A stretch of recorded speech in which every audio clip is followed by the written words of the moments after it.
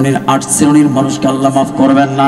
आठ श्रेणी मानुषेर मध्य एक श्रेणी हच्छे पिता मातार संगे जारा बेयादबी करे, अभद्र आचरण करे, बाबा माके जारा कष्ट देय, एई सन्तानगुलिर दोया ओई दिन कबुल होबे ना। जारा मद खाय, घूस खाय, सुद खाय, जिना करे, एई सन्तानगुलिर दोया ओई दिन केन कबुल होबे ना। जेई दिन जेई रात्रे आपनि आल्लाहर काछे दोया करे आपनार गुनाहगुलिके माफ करे नेबेन, ओई दिन कोनो अबाध्य सन्तानेर दोयागुली कबुल होबे ना। आजके जखन बाड़ीते जाइबा जार मा आछे मार पाटा जड़ाय धरे माके बोलबा, मागो तोमार कत कष्ट दिलाम, ओ मागो आमी बुझि नाई, माहफिले शुने आसछि। जेई व्यक्ति मारे कष्ट दिबे तार कोनो इबादत आल्लाहर काछे कबुल होबे ना। वा जान्नातुका नारुका वा জান্নাতুকা। বাবা মাই হলে জান্নাত আর বাবা মাই হচ্ছে জাহান্নাম। বাবা মাই হচ্ছে জান্নাতের কারণ, আবার বাবা মাই হচ্ছে জাহান্নামে যাওয়ার কারণ। যেই সন্তানগুলি বাবা মার সঙ্গে সুন্দর আচরণ করে, নম্রভাবে কথা বলে, তাদের দিলে কষ্ট দেয় না, মা বাবা যেটা বলে সন্তান সেটা করে, এই সন্তান এই বাবা মার কারণে এই সন্তানগুলি জান্নাত পেয়ে যাবে। আর দুনিয়ার মধ্যে এক শ্রেণীর কপাল পোড়া আছে, বাবার কথাও শোনো না, মার কথাও শোনো না। এই যুবক আমি তোমারে বলি, তুমি যখন চাকরির জন্য ঢাকায় যাও, তুমি যখন ময়মনসিংহ যাও, চট্টগ্রাম যাও, খুলনা যাও, যখন তুমি খুলনা থেকে বাড়িতে আসবা, ঈদের 2 দিন আগে যখন তুমি বাড়িতে আসবা, 3, 4, 5, 6 মাস পরে, তখন দেখবা কেউ তোমার বাড়ির রাস্তা চাইয়া থাকে না। তোমার মা জননী শুধু তোমার রাস্তার দিকে তাকায়। কত দিন যায়, কত রাত যায়, যেদিন তোমার বাড়িতে আসার কথা থাকে, মা দেখবা ঘরটাকে গুছাইয়া সাজাইয়া সুন্দর করে রাখলো, মা তোমার জন্য নামি দামি খাবার পাকাইলো, তুমি বাড়িতে আসবা, এই জন্য মা কত ব্যস্ত, এরে কই ওরে কয়। পাড়ার মহিলাদেরকে বলে আমার রহিম বাড়িতে আসবে, আমার আব্দুল করিম বাড়িতে আসবে। ও সন্তান, আর তুমি তোমার মার খবর নাও না। আমরা অনলাইনে দেখি 2 সন্তান বিদেশের জমিনের মধ্যে লাখ লাখ টাকা কামায়, আর সাংবাদিকরা সেই মার ঘরের মধ্যে গিয়ে দেখে উপর থেকে পানিগুলি সুপ সুপ করিয়া তার মার খাটের উপরে এসে পড়ে। ও সন্তান, তোর মতো সন্তানকে জন্ম দিতে গিয়ে আমার মা কত কষ্ট করে। 32টা নারী নিংড়ানোর ধন যখন তুই দুনিয়ার জমিনে আসছিলি, তখন তোর দাইমা যারা ছিল, যারা তোরে বের করছিল, যখন তোকে বের করছিল, তখন তোর মার কলিজাটার নাড়িগুলো চিরে ঘুরে অজ্ঞান হয়ে গেছিল। যখন তোরে দুনিয়াতে আনার পরে তোর বুকের উপরে, তোর মার বুকের উপরে তোরে দিল, বুকের উপরে তোর মা তোরে পাওয়ার পরে 2 চোখ বেয়ে পানি বের করিয়া দিল। দাইমারা বলে, বেবি তুমি কান্দো কেন? তোমার তো আল্লাহ একটা পুত্র সন্তান দিছে। বলে, দাইমা কান্দি এই জন্য না, আমার বাবার জন্য আমি কত কষ্ট করছি। আমি 2 বেলা ভালো মন্দ খাইতেও পারি নাই, রাত্রে ঘুমাইতেও পারি নাই, কত কষ্ট। এই সন্তান তোমাকে নিয়ে তোমার মা দিনের পর দিন, মাসের পর মাস, বছরকে বছর কষ্ট করলো। তোমার দিকে তাকাই থাইকা মা আর একটা বিবাহ পর্যন্ত করে না। তুমি আজকে বিদেশের বাড়িতে লাখ লাখ টাকা কামাই করো, তোমার মার বুকের উপরে পানি পড়ে। ও সন্তান, কারোর বলা লাগবে না, আমি বলি, এই মাকে যতদিন কষ্ট দিবি ততদিন পর্যন্ত তোর কোনো আমল আল্লাহর কাছে কবুল হবে না। ঠিক না বেটি? আধারে ধরা এই ধরাতে জুলুমবাজি সব মিটায়ে দিতে, ব্যথিতের ওই মুখে, ব্যথিতের ওই মুখে হাসি ফোটাতে, ওমরের মতো শাসক আসবে কি, শান্তির সুবাতাস বইবে কি। অবাক চোখে আমি চেয়ে আছি, শান্তির সুবাতাস বইবে কি, মুক্তির সূর্যটা উঠবে কি। আলহামদুলিল্লাহ, দিকে দিকে আর একটা সূর্য উঠতে হবে, আর সেই সূর্যটা হতে হবে ইসলামের সোনালী যুগের সূর্য। ঠিক কিনা? হ্যাঁ যুবক আমার, সাতানি মসজিদের কর্তৃক আয়োজিত আজকে মাহফিলের আগত যত মুসলমান ভাইয়েরা, পর্দার অন্তরালের মা ও বোনেরা, আজকে আল্লাহ তাআলা সুযোগ করে দিয়েছে, মাহফিল আসলাম, মাহফিল শুনবো, কানের সুখ নিয়ে বাড়িতে যাইতে চাই না। আমরা এমন একটা সিদ্ধান্ত নিয়ে এখান থেকে বের হতে চাই, আগামী দিনগুলো কোনো নাস্তিক, কোনো বেঈমানের হতে পারবে না।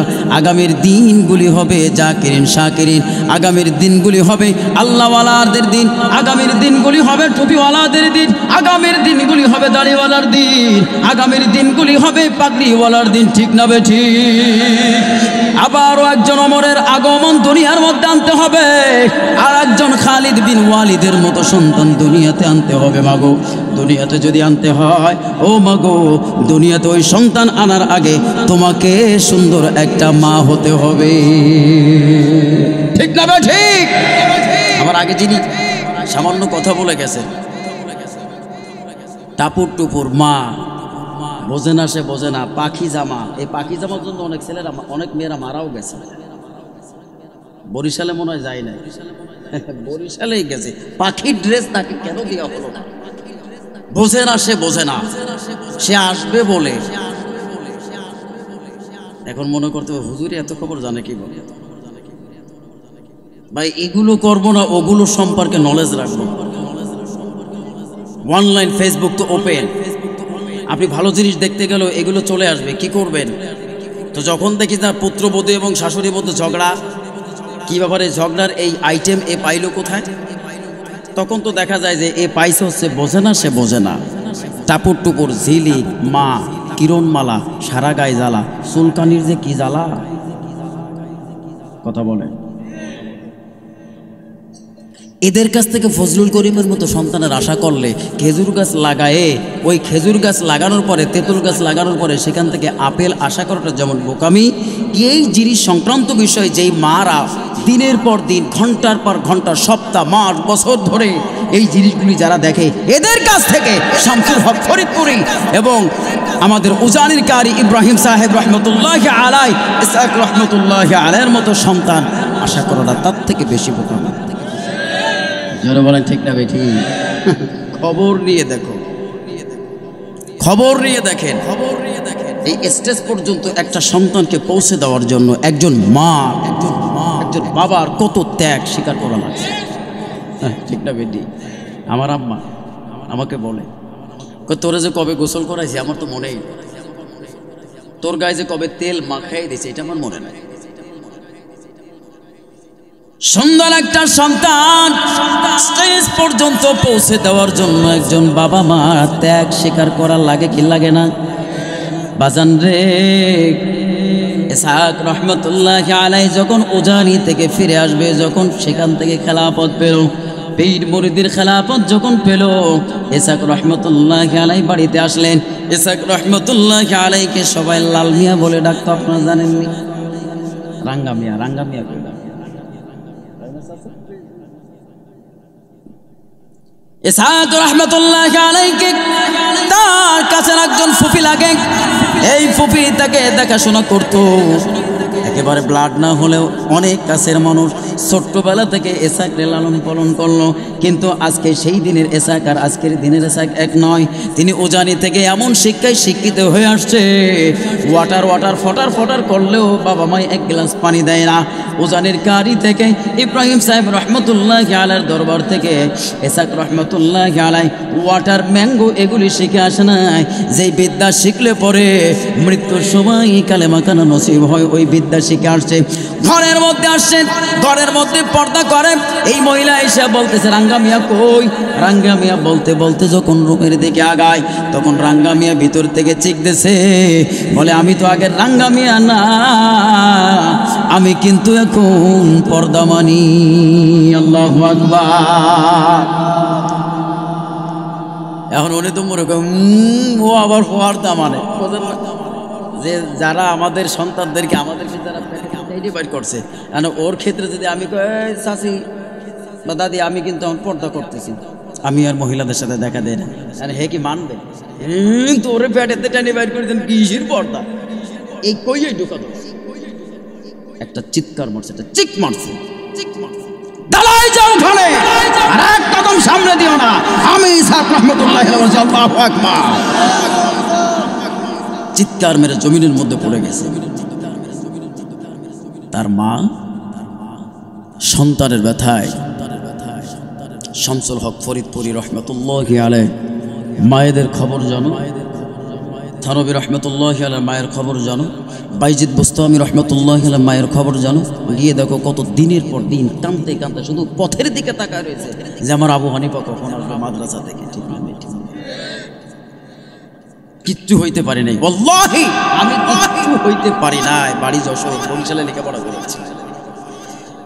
আমি যখন বাড়ি থেকে রওনা দিতাম, যখন আমার বরিশালে আসার সময় হয়ে যেত, দেখতাম মার মনটা মলিন হয়ে যেত, মার চোখটা বড় ছলছল করে রে। তখন আমাকে ডিম ভেজে ভাত দিত, একটু ভালো ভালো খাবার দেওয়ার চেষ্টা করতাম, আমি তো পেট করে খাইতাম, মার দিকে তাকাইতাম।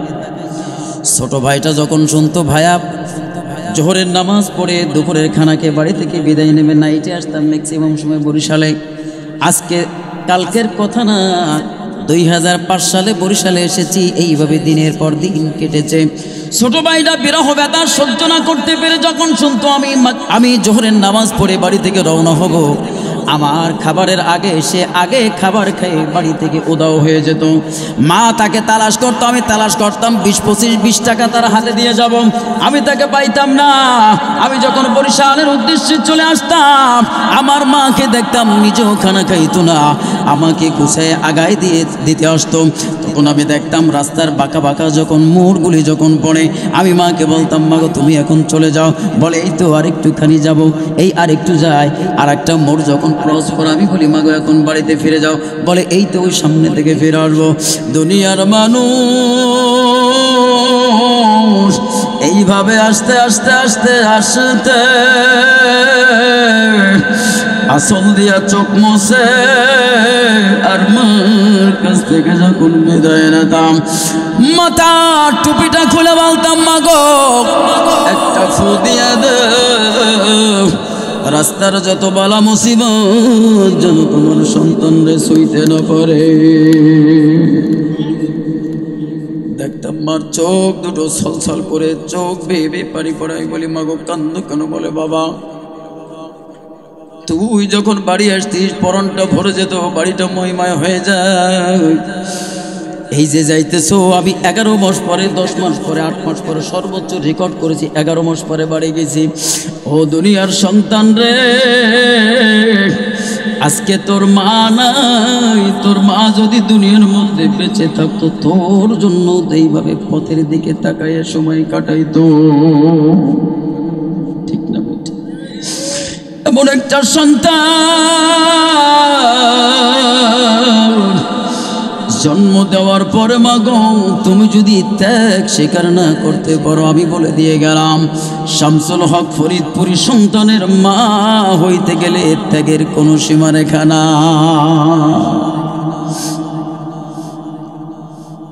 এখানে আশা রাখি মসজিদ সাতারিয়া মসজিদ যেতে, সাতারিয়া কমপ্লেক্স হবে, সবাই বলেন আমিন।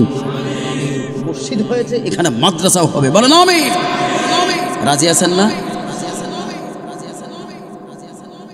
এক নদীর পরে হয়েছে চরমোনাই জামিয়া, কাউগরসর নদীর পরে হবে সাতানিয়া জামিয়া, বলেন আমিন। আপনাকে সমস্যা আছে? কারোর বাড়ি লজিং রাখা লাগে, এদের রিজিকের জিম্মাদারি আল্লাহ নেবে, এদের খাবারের দায়িত্ব আল্লাহ নেবে, ঠিক না? এই জন্য বলে বাজান যারা মাহফিলে আসছে আজকে একটা জিনিস সিদ্ধান্ত নিয়ে যাওয়া লাগবে, আমি মানুষ হতে চাই। কি হতে চাই? মানুষ হতে চাই। ইযা কানা নিসফু মিন শাবান, যখন শাবান মাসের আগমন ঘটে তখন আমার আল্লাহ তাআলা প্রথম আসমানের মধ্যে নেমে আসে। আল্লাহু আকবার। দুনিয়ার মানুষ কিছু ছেলেরা মেয়েরা সারাটা বছর ধরে তোমরা গুনাহ করতেছো, গুনাহ করে করে জীবনটাকে জর্জরিত করে ফেলেছো, একেবারে এত গুনাহ করেছো। তুমি যদি পাহাড়ের দিকে তাকাও তাহলে পাহাড়ের উচ্চতা যত ফিট, তার থেকে তোমার নিজের কাছে মনে হয় আমার গুনার উচ্চতা পাহাড়ের চাইতে বেশি। তুমি যদি দরিয়ার দিকে তাকাও, দরিয়ার পানির দিকে, থই থই পানির দিকে যখন তাকাও, আটলান্টিক মহাসাগরের দিকে যখন তুমি লক্ষ্য করো, তখন তোমার নিজের কাছে মনে হয় আটলান্টিক মহাসাগরের যত পারি তার চাইতেও আমার গুনাহ অনেক বেশি। আছে না নাই? এইগুলি যারা চিন্তা করেন তাদের জন্য আল্লাহ তাআলা কিছু বিশেষ দিনের কথা ঘোষণা করছেন। বলেন আলহামদুলিল্লাহ। কারণ আল্লাহ জানে এরা গুনাহ করবে। কারণ যারে সাইডে দিয়েছে আমাদের আশেপাশে, যাকে ছাড়ছে, যে আমাদের আশেপাশে বিরাজ করে, বলেন তো সে ভদ্রলোকের নাম কি? কেডা? ইবলিস, মরদুদ শয়তান। ঠিক না বে ঠিক?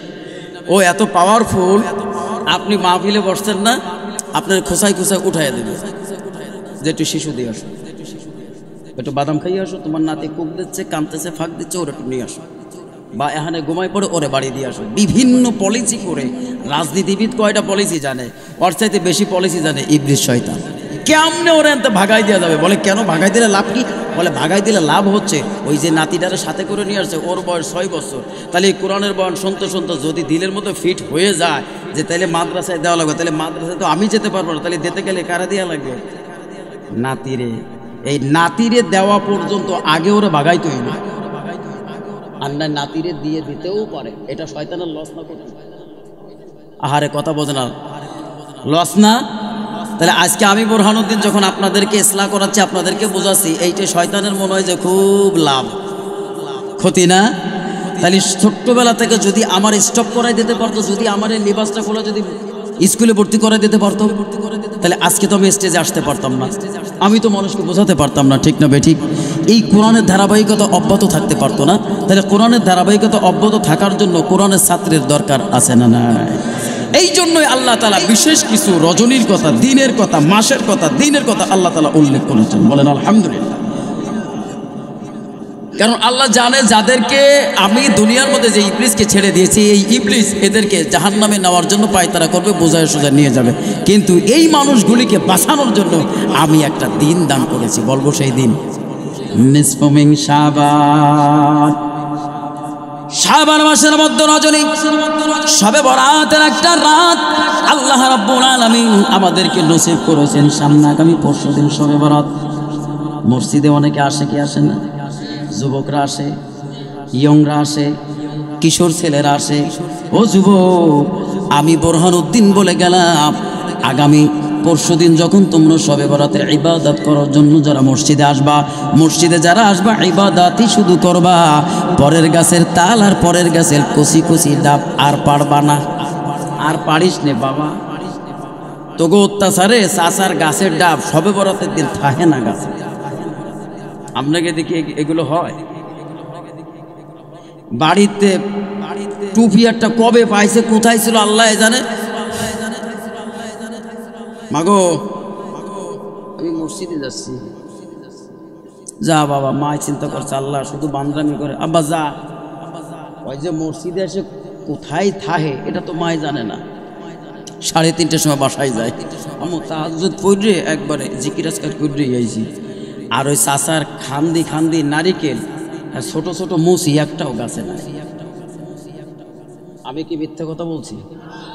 সত্যি কথা বলেন, আমি সত্যি বলছি না? সকালবেলা চাচায় গাছের নিচে গিয়ে দেখা যায় একটা কান্দিতেও ডাব নাই, ছোনো নারকেল তো নাই বাজার। আমি এগুলো কেন বলি জানিস? কারণ এরকম একটা দিন আল্লাহি শবে বরাতের দিন থাকলে বলতাম, শবে বরাতের দিন কারোর গাছে তাল বেল আম চুরি করে খাই নাই। আমি খাই নাই, কিন্তু ফিল করি, উপলব্ধি করি। কারণ এই ছেলেগুলি ইয়াং ছেলে, তরুণ ছেলে, তোমরা যখন আসো মসজিদে, আসার পরে তোমাদের আগেই প্ল্যানিং থাকে, দোস্ত মসজিদ তো এটা তো আমাদের একটা ফর্মালিটিস, আমরা আগে কোন কোন গাছের গোড়ায় যাব আমরা সেগুলো এগুলো আগেই কমপ্লিট করব। ঠিক না? না, এই জন্য শবে বরাত না। যতগুলি দিন আছে দিনের মধ্যে শ্রেষ্ঠ দিন হচ্ছে জুমার দিন। যতগুলি রজনী রয়েছে সমস্ত রজনীর মধ্যে কিছু কিছু রজনী রয়েছে, তার মধ্যে একটা রজনী হচ্ছে নিসফু মিন শাবান। শাবান মাসের 14ই দিবাগত রাত্র 15 তারিখ, এই যে শাবান মাসের এই যে শবে বরাতের রাত, এই রাত সম্পর্কে বলা হয়েছে মা আয়েশা রাদিয়াল্লাহু তাআলা আনহা বলে এই দিনটা ছিল, এই রাত্রটা ছিল আমার জন্য। তার মানে আরও যে 11 জন বিবি আছে, 10 জন বিবির পরে পালাক্রমে আল্লাহর হাবিবের থাকার কথা আমার ঘরে। কার থাকার কথা? আল্লাহর হাবিবের। আজকে আমার দিন। আয়েশা উম্মুল মুমিনিন আয়েশা বলেন আল্লাহর নবী আমার ঘরে আসলেন, তার গায়ের পোশাকগুলি তিনি খোলা শুরু করলেন। কিন্তু এই নিসফুমিন শাবান, এই শাবান মাসের এই 15 তারিখে যখন আল্লাহর হাবিব তার ঘরের মধ্যে আসলেন, কাপড়গুলি খুলতে লাগলেন। হঠাৎ করে খুললেন না, আবার গায়ে জড়িয়ে রাখলেন। কিছুক্ষণ পরে দেখলেন আল্লাহর হাবিব ঘর থেকে বের হয়ে গেলেন। আয়েশা সিদ্দিকা রাদিয়াল্লাহু তাআলা আনহা আল্লাহর হাবিবকে খুঁজে পায় না, খুঁজতে খুঁজতে চলে গেলেন তার অন্য সতীনদের ঘরের মধ্যে। এটা কিন্তু প্রত্যেকটা মেয়েদের একটা বৈশিষ্ট্য, সতীন সহ্য করতে পারে না, ঠিক না বেটি? তার দিলের মধ্যে সাড়া দিয়েছে নিশ্চয়ই আল্লাহর হাবিব কোনো না কোনো সতীনের ঘরে আছে। চলে গেলেন হাফসার ঘরে। হাফসার ঘরে গিয়ে তালাশ করে, হাফসা রে তোর ঘরে কি আল্লাহর নবী আসছে? বলে না, আমার ঘরে আসে নাই। আর একজনের ঘরে চলে গেলেন, তোর ঘরে কি আসছে? বলে আমার ঘরে আসে নাই। এইভাবে 10 জনের ঘর তল্লাশি করার পরে, চিরুনি অভিযান করার পরে আয়েশা নিজে বলে আমি এইবার দূর থেকে দেখি, দূর থেকে দাঁড়ায়া দাঁড়ায়া দেখি আল্লাহর নবী কোথাও না জান্নাতুল বাকিতে। আল্লাহর নবী জান্নাতুল বাকির কাছে দাঁড়ায়া দাঁড়ায়া তার যে প্রথম জীবনের স্ত্রীর নাম কি ছিল জোরে কোন? সবাই বলে খাদিজাতুল কুবরা রাদিয়াল্লাহু তাআলা আনহার কবরের পাশে দাঁড়ায়া দাঁড়ায়া তার মুমিন পুরুষ যত নরনারী দুনিয়া থেকে চলে গেছে, সমস্ত নরনারীকে কেন্দ্র করে আল্লাহর নবী দাঁড়ায়া দাঁড়ায়া কবরগুলি জিয়ারত করতেছিল। আমরা শবে বরাত থেকে 1 নম্বর শিক্ষা নিলাম। শবে বরাত মানে আল্লাহর নবী কি করতেন বলেন? কবর জিয়ারত করত। তুমি জানো না, তোমার ঘর থেকে যখন তোমার দাদা ভাই চলে গেল, তোমার দাদি চলে গেল, তোমার ঘর থেকে তোমার বাবা চলে গেল, তোমার মা চলে গেল, যখন তুমি ঘর থেকে মসজিদের দিকে আসো, তখন তোমার মা গোরস্থান থেকে বলে বাবা মসজিদে যাও, আমাদের জন্য কিছু পাঠাইয়া দিও। কি পাঠাবো? কি পাঠাবো? কি পাঠাবো? তো এই দোয়াখানি, এই ছাড়া তার কিছু করার নেই আছে বলেন। তা তুমি তো আসবা দোয়া করার জন্য ভাই, তুমি কেন এই গুনাহগুলির সাথে জড়িত থাকো? তুমি কি জানো না যে এই যতই গুনাহ তুমি করো না কেন, সমস্ত গুনাহগুলির হিসেব আল্লাহর কাছে দেওয়া লাগবে, ঠিক না?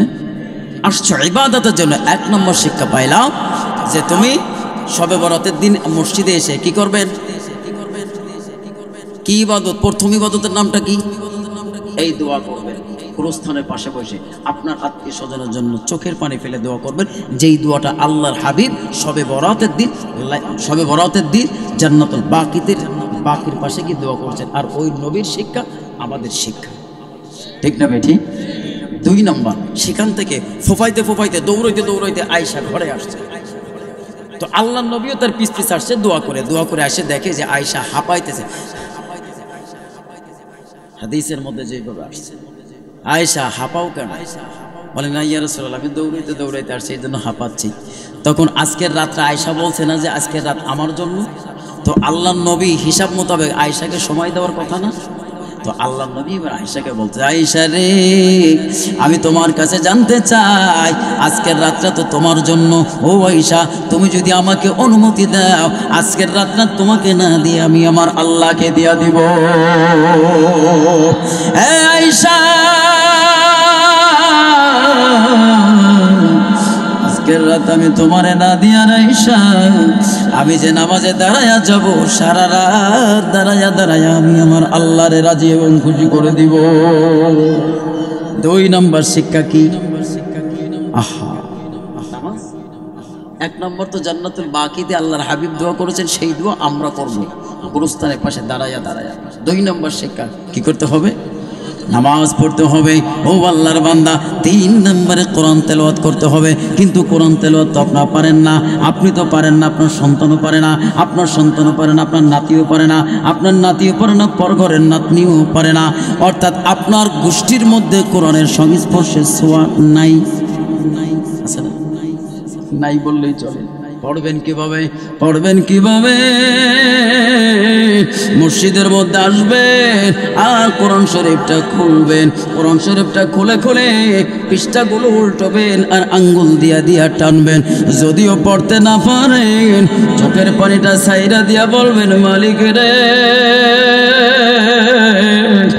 যেই কোরআন তুমি তোমার নবীর উপরে 63 বছর জিন্দেগি ধরিয়া, তুমি এই 23 বছর জিন্দেগি ধরে তুমি তোমার নবীর উপরে কোরআন অবতীর্ণ করলা, আল্লাহ এতদিন পর্যন্ত খুলে দেখলাম না এই কোরআনের কত মজা, কত শান, কত মান, কত ইজ্জত।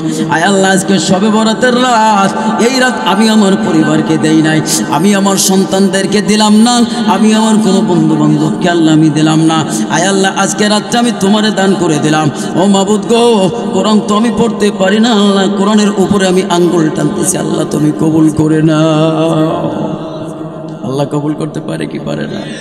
ও দুনিয়ার মানুষ, তাহলে আমরা 3টা শিক্ষা পাইলাম। আর এই শবে বরাত সম্পর্কে বর্তমানে বদমাইশদের অভাব নাই। কেউ বলে বেদাত, মানুষদেরকে মসজিদমুখী করা যায় না, মানুষদেরকে ইবাদতমুখী করা যায় না। আর এক শ্রেণীর লোক আছে ইবাদত থেকে কিভাবে মানুষদেরকে মাহরুম করা যায় তাই নিয়ে ব্যস্ত। যেরকম ঠিক না, এই নিয়ে ব্যস্ত। আহারে, আমরা তো মানুষদেরকে আনতে পারতেছি না কোরআনের দিকে, আসুক। আর এটা তো নাজায়েজ কিছু না। সূরা দুখানের প্রথম থেকে আলিফ লাম মিম তানজিলুম মিন মুবিন, এখান থেকে আয়াত শুরু হয়ে গেছে। এই আয়াত দিয়ে যে আল্লাহ তাআলা বলেন, আমি মুবারকপূর্ণ রাতে আমি কোরআনুল কারীমকে অবতীর্ণ করেছি, সেই কোরআন। তাহলে এখানে লাইলাতুল মুবারাকা যে আয়াত দ্বারা আল্লাহ রাসূল আল্লাহ নবী সাল্লাল্লাহু আলাইহি ওয়াসাল্লামের উপর অবতীর্ণ করেছেন, যে এই কোরআনকে আমি মহিমান্বিত রজনীতে নাজিল করেছি। কোন মুফাসসিরিন কিরাম বলেন যে অনেক অনেক মুফাসসিরিনদের অভিমত এসেছে যে তারা বলেছেন এই রাতে, কিন্তু না, আসলে ম্যাক্সিমাম যারা রায় দিয়েছে তারা কদরের রাত্রে আল্লাহ তাআলা কোরআনুল কারীমকে পৃথিবীর মধ্যে অবতীর্ণ করেছেন। সুবহানাল্লাহ। প্রিয় ভাইরা আমার, তাহলে আমরা লাইলাতুল এই শবে বরাত থেকে যে শিক্ষাটা পেলাম, সেই শিক্ষাটা হচ্ছে মসজিদে আসবো, ইবাদত করবো। বলে হুজুর বাসায় করতে পারবো না, বাসায় করতে পারবেন, কিন্তু ছোট্ট ছোট্ট বাচ্চারা আছে, বাসার পরিবেশ আর মসজিদের পরিবেশ রাত আর দিন ডিফারেন্স আছে, ঠিক না বেঠিক? মসজিদে আসলে যখন আপনি পড়ে আছেন, বসে আছেন, তখন দেখতেছেন 5 জন যুবক নামাজ পড়তেছে, 2 রাকাত 2 রাকাত 4 রাকাত 4 রাকাত, বিভিন্ন নফল নামাজ পড়তেছে, সালাতুত তাসবিহ নামাজ পড়তেছে, কেউ কোরআন তেলাওয়াত করছে। তখন আপনার মধ্যে একটা স্পৃহা জাগবে যে ও ভাত খায়, আমিও ভাত খাই, ও বাবার সন্তান, আমিও বাবার সন্তান, ও একজন মানুষ, আমিও একজন মানুষ, তাই আমি আজকের রাতটা কেন বেহুদা সময় নষ্ট করব? তখন আপনার মধ্যে স্পিরিট হবে, তখন আপনার আমলের দিকে একটা মন ঝুঁকবে। এই জন্য মসজিদে আসা, ঠিক না বেঠিক? যখন আপনি মসজিদে আসছেন, ইবাদত করতে করতে আপনি ক্লান্ত হয়ে গেছেন, তখন কি করবেন? আপনি তখন নামাজ পড়বেন, সালাতুত তাসবিহ নামাজ। কি নামাজ? ঘুম আসতেছে? সালাতুত তাসবিহ নামাজ পড়বেন। আর এই সালাতুত তাসবিহ নামাজ সম্পর্কে আল্লাহর হাবিব সাল্লাল্লাহু আলাইহি ওয়াসাল্লাম মেরাজ করে যখন আসলেন, এসে তার চাচাকে ডাকলেন আর তার চাচাকে ডেকে বললেন, চাচা, আমি আপনাকে একটা হাদিয়া দিতে যাই। হযরত আব্বাস রাদিয়াল্লাহু তাআলা আনহুকে একটা হাদিয়া কি বলে, চাচা, আমি আপনাকে এমন একটা হাদিয়া দেব, যেই জিনিসটা একবার জীবনে পড়লে, জীবনে যদি একবার পড়ে তাহলে পিছনের সমস্ত গুনাহ মাফ হয়ে যায়। জোরে বলুন সুবহানাল্লাহ। বলে বাতিজা, সেইটা কি? বলে চাচা, সেইটা হচ্ছে সালাতুত তাসবিহ নামাজ। সুবহানাল্লাহ। সালাতুত তাসবিহ নামাজ সম্পর্কে বলা হয়েছে, যদি আপনি জীবনে বেঁচে থাকাকালীন প্রত্যেক সপ্তাহে শুক্রবারে পড়া, বাজার আমল তো শেখাই না দিলে আপনারা বুঝবেন না, আমল শেখানো দরকার আছে না? মাহফিলতে শুধু কানের সুখ দিলে কাজ হবে না। মাহফিল এখান থেকে মানুষেরা বসবে, জানবে, তদনুযায়ী আমল করবে, ঠিক না বেঠিক? আপনার জীবনে যেহেতু শবে বরাত সামনে, আর এই শবে বরাতের দিন রাত্রটা টোটালি কোনো ঘুম হবে না, একবারে 1টা 1:30 2টে 2:30 পর্যন্ত ইবাদত করবেন। 2:30 পর্যন্ত ইবাদত করার পরে ওই দিন কেরা রোজা রাখবে, সেহরি খাবেন, পরের দিন রোজা হবে। গোটা দিনটা যেন আমার আমলে আমলে পরিপূর্ণ হয়, আল্লাহ যেন কবুল করুন। জোরে বলেন। এই সালাতুত তাসবিহ নামাজটা আদায় করবেন কিভাবে? তখন সালাতুত তাসবিহ নামাজটা আদায় করবেন যে আমি 4 রাকাত সালাতুত তাসবিহ নামাজ আদায় করিতেছি, আল্লাহু আকবার, এটা নফল নামাজ। এটা যখন আপনি হাত বাঁধবেন, হাত বাঁধার পরে আলহামদুলিল্লাহি রাব্বিল আলামিন পড়ার পরে ধরে নেন সূরা ফিল পড়লেন, সূরা ফিল শেষ হয়ে গেল। এখন একটা দোয়া আছে, সুবহানাল্লাহ ওয়ালহামদুলিল্লাহ আল্লাহু আকবার, সুবহানাল্লাহ ওয়ালহামদুলিল্লাহ আল্লাহু আকবার। এই সুবহানাল্লাহ ওয়ালহামদুলিল্লাহ ওয়ালা ইলাহা ইল্লাল্লাহু আল্লাহু আকবার, এই দোয়াটা দাঁড়ানো অবস্থায় কয়বার? কয়বার? এই 15 বার যখন আপনি আদায় করে নেবেন, এরপর আপনি রুকুতে যাবেন। রুকু থেকে সুবহান রাব্বিল আযীম যে কয়বার পড়েন বেজোর, 5, 7, 9, 11, 13 এইগুলি পড়ার পরে এরপর আবার সুবহানাল্লাহি ওয়ালহামদুলিল্লাহ ওয়ালা ইলাহা ইল্লাল্লাহু আল্লাহু আকবার 10 বার। প্রথম সব সময় প্রথম দাঁড়ানো অবস্থায় কয়বার বুঝছেন না? আল্লাহ কিন্তু বুঝবেন না। সব সময় যতবার দাঁড়ানো অবস্থায় রুকুতে যাবেন, দাঁড়ানো অবস্থায় আমার সূরা শেষ কয়বার? 15 বার। রুকুর কাজ শেষ, ওই রুকুতে গিয়ে কয়বার? 10 বার। এরপরে রুকুতে চলে যাবেন। রুকু থেকে যাবেন কোথায়? না না না, রুকু থেকে উঠবেন না। সামি আল্লাহু লিমান হামিদা রব্বানা লাকাল হামদ, এখানে দাঁড়ায়া 10 বার। এইবার 10 বার করার পরে ওখান থেকে চলে যাবেন সেজদায়। সেজদায় যাওয়ার পরে সুবহান রাব্বিয়াল আলা, সুবহান রাব্বিয়াল আলা 3 বার, 5 বার, 7 বার বলার পরে ওইখানে বৈশা সুবহানাল্লাহ আলহামদুলিল্লাহ ওয়ালা ইলাহা ইল্লাল্লাহু আল্লাহু আকবার কয়বার? 10 বার। ওইখান থেকে উঠে 2 সিজদার মাঝখানে আমরা একবার বসি না, ওইখানে বৈশা আর 10 বার। আবার সেজদা, সেজদা যাইয়ে ওইখানে যাইয়ে সুবহান রাব্বিয়াল আলা বলার পরে ওখানে বৈশা আর কয়বার? 10 বার। ওখান থেকে আমরা স্বাভাবিক নামাজ পড়ে ওইখান থেকে ডাইরেক্ট উঠে যাই না, তখন উঠা যাবে না, তখন উঠা যাবে না। না উঠে আপনার কাজ কি? ওইখানে বৈশা আর 10 বার পড়ে তারপরে আপনি আল্লাহু আকবার, আল্লাহু আকবার আর বলা যাবে না, কারণ আপনি আল্লাহু আকবার বলে আপনি কিন্তু বসছেন। ওই আল্লাহু আকবার যখন আপনি উঠে দাঁড়াবেন, এই এক রাকাতে 75 বার তাসবিহ। এই তাসবিহগুলি এক রাকাতে কয়বার? 75 বার। এইভাবে করে যখন শেষ রাকাত আপনি আত্তাহিয়াতুর বৈঠকে বসে গেছেন, এই আত্তাহিয়াতুর বৈঠকে বসে এখন আপনি কি করবেন? আত্তাহিয়াতু দুরূদ শরীফ দুআয়ে মাসুরা সব শেষের পরে এইবার সুবহানাল্লাহ আলহামদুলিল্লাহ ওয়ালা ইলাহা ইল্লাল্লাহু আল্লাহু আকবার, সুবহানাল্লাহ আলহামদুলিল্লাহ ওয়ালা ইলাহা ইল্লাল্লাহু আল্লাহু আকবার। এইভাবে মন দিয়ে পড়তে হবে, মন দিয়ে পড়তে হবে। মন দিয়ে পড়তে পড়তে পড়তে পড়তে যখন আপনার 10 বার হয়ে যাবে, গোটা 4 রাকাতে তাসবিহ হবে 300 বার। কয়বার? এই 300 বার তাসবিহ পড়ার পরে একেবারে ফ্রেশ একটা মন নিয়ে এই রাত্রিবেলায় আল্লাহর বান্দা গভীর রাত্রে সবাই যখন ঘুমাইবে মসজিদের মধ্যে, ও বান্দা, ও আমার পাগল, ও আমার যুবক ভাইরা, তুমি ঘুমাবা না, তোমার আমল শিখাই দিয়ে গেলাম। সবাই যখন ঘুমাবে তখন তুমি সালাতুত তাসবিহ নামাজটা আদায় করবা। সালাতুত তাসবিহ নামাজ আদায় করার পরে 2খানা হাত আকাশের দিকে উঠায়া দিয়া তুমি কথা বলবা আল্লাহর সঙ্গে, ও রব্বে কারীম, এই পৃথিবী মাফ করতে পারে কি পারে না? এ দুনিয়ার মানুষ, ওমানের মতো মানুষকে যদি আল্লাহ তাআলা মাফ করতে পারে, তোমার আমারে কেন পারবে না? আমি তো মুসলমান ঘরের সন্তান, তোমার আমারে অবশ্যই আল্লাহ মাফ করবে, কিন্তু সেই মাফের লেভেলটা হওয়া লাগবে আল্লাহর গুসা দিলটাকে শান্ত করে দিতে হবে। গলায়া গলায়া এমনভাবে আল্লাহর সঙ্গে তোমার গুনার কথাগুলো উপস্থাপন করবা, এমনভাবে উপস্থাপন করবা মানি তুমি আমারে মাফ করো আর নাই করো,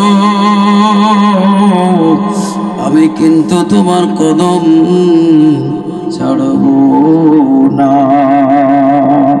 এইভাবে করে যখন বান্দায় মাফ চাইবেন, হাদিসের মধ্যে আসছে আল্লাহ তাআলা এই বান্দাগুলিকে মাফ করে দেবে।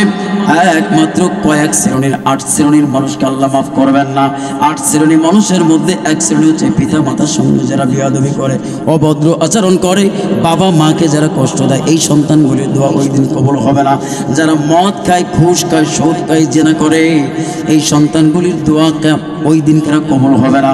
যেই দিন যেই রাত্রে আপনি আল্লাহর কাছে দোয়া করে আপনার গুণাগুলিকে মাফ করে নেবেন, ওই দিন কোনো অবাধ্য সন্তানের দোয়াগুলি কবুল হবে না। আজকে যখন বাড়িতে যাইবা, যার মা আছে, মার পাটা জড়ায় ধরে মাকে বলবা, মাগো তোমার কত কষ্ট দিলাম, ও মাগো আমি বুঝি নাই, মাহফিলে শুনে আসছি। যেই ব্যক্তি মারে কষ্ট দিবে তার কোনো ইবাদত আল্লাহর কাছে কবুল হবে না। ওয়া জান্নাতুকা নারুকা, ওয়া জান্নাতুকা। বাবা মাই হলে জান্নাত, আর বাবা মাই হচ্ছে জাহান্নাম। বাবা মাই হচ্ছে জান্নাতের কারণ, আবার বাবা মাই হচ্ছে জাহান্নামে যাওয়ার কারণ। যেই সন্তানগুলি বাবা মার সঙ্গে সুন্দর আচরণ করে, নম্রভাবে কথা বলে, তাদের দিলে কষ্ট দেয় না, মা বাবা যেটা বলে সন্তান সেটা করে, এই সন্তান, এই বাবা মার কারণে এই সন্তানগুলি জান্নাত পেয়ে যাবে। আর দুনিয়ার মধ্যে এক শ্রেণীর কপাল পড়া আছে, বাবার কথাও শোনো না, মার কথাও শোনো না। এই যুবক, আমি তোমারে বলি, তুমি যখন চাকরির জন্য ঢাকায় যাও, তুমি যখন ময়মনসিংহ যাও, চট্টগ্রাম যাও, খুলনা যাও, যখন তুমি খুলনা থেকে বাড়িতে আসবা, ঈদের 2 দিন আগে যখন তুমি বাড়িতে আসবা, 3, 4, 5, 6 মাস পরে, তখন দেখবা কেউ তোমার বাড়ির রাস্তা চাইয়া থাকে না। তোমার মা জননী শুধু তোমার রাস্তার দিকে তাকায়।